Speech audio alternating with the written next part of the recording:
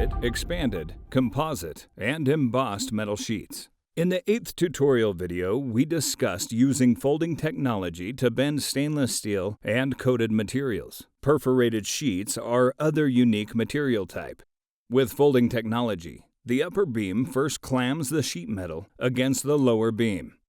This is done so that it cannot slip during the bending process, and the desired flange length can be achieved precisely and in a repeatable manner.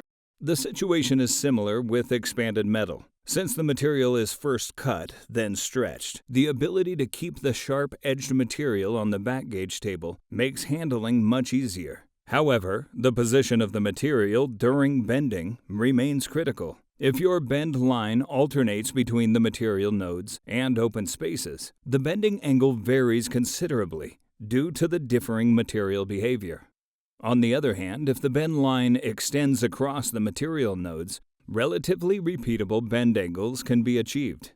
Composite materials are frequently used when building metal facades. Using step bending, large radii can be created with these multi-layered sheets.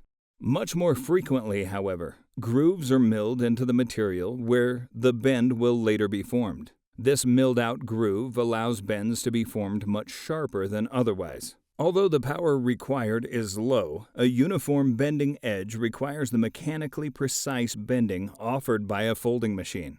To achieve an optically flawless bending result, it is vital that the material be bent exactly at the neutral axis within the groove. Finally, let's examine embossed, diamond, or checkered plate sheet metal. The folding machine first clamps the material before bending begins. This simplifies handling, prevents the sheet from slipping, and achieves repeatable flange dimensions when bending.